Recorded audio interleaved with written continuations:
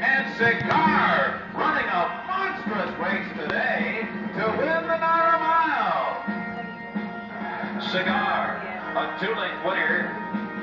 Cigar's going to win this race, and Cigar just crushed this field today. Jerry Bailey never asked him to run, and he won by 7 devastating lengths. The Oakland Handicap, their #1 rating. We'll go to Cigar by Georgia.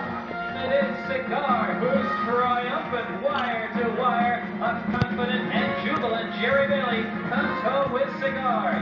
Cigar wins the NASCAR River of Boston Massacre. Cigar all class, and Cigar wins the Hollywood Gold Cup. And there goes Cigar. No competition today. He calls it this afternoon, and he flies gracefully under the line with 20 left.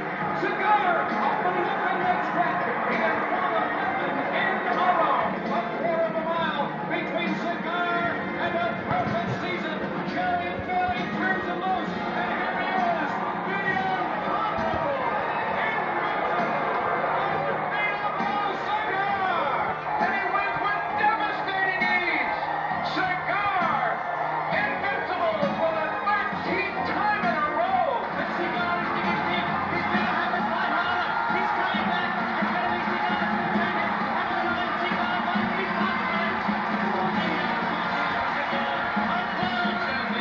And down the stretch he comes, on his way to his 15th straight victory. And let this racehorse burn in your memory. We won't see another like him in our lifetime. Cigar is an unstoppable dynamo.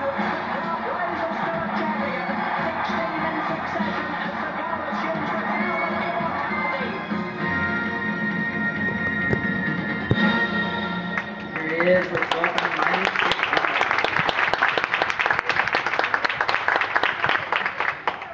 Cigar looks like a champion, but he had some physical setbacks as a youngster too, including running through a fence as a baby. He impaled himself in the front of his right shoulder. You can still see the scar there. Went pretty deep and required 32 stitches and a long time to heal. He also had hocks or back knees that were slow to mature. The white dots on his left back leg are from freeze firing, which very briefly was done to try to help heal a tendon injury he suffered there as a 2-year-old faster by touching down liquid nitrogen to the area to help increase the blood flow, but the nitrogen also kills the pigmentation in the hair follicles that came back white. So you saw that on Mr. Muscle Man and the Haas too. Now, Cigar was finally able to race in February 1993 as a 3-year-old. He was in California that year and ran mostly on the grass or turf track, largely because it tends to be easier on a young horse's body than the dirt. And he still was pretty mature, and they just were really trying to take good care of this horse and be gentle on him. But he struggled on the turf. He only won 2 of 9 races that year. Then his owners, Alan and Madeline Paulson, moved him to New York in 1994, hoping a change of scenery might help. But his new trainer, Bill Mott, had no luck with Cigar on the grass there either. So finally that fall, Mr. Mott tried a little dirt race with Cigar, and he won it by 8 lengths. He never set foot on a turf course again. And for the rest of his career, Cigar was a superstar. He reeled off the 16 straight wins under his jockey, Jerry Bailey. That tied the modern-day record for consecutive victories set by the great Triple Crown winner, Citation, back in 1950. Along the way, he easily won all 10 of his races in 1995, culminating with the Breeders' Cup Classic, and that was the richest race in North America. He took the streak to a whole new level in March of '96 when he was flown halfway around the world to Dubai for the first Dubai World Cup. Like we said, it's almost nap time. And for the first time during his win streak, Cigar was seriously tested in the stretch and had to call on everything he had. But he gutted out a thrilling half-length victory and showed the true heart of a champion when actually challenged. He was dubbed the Horse of the World and was now an international hero.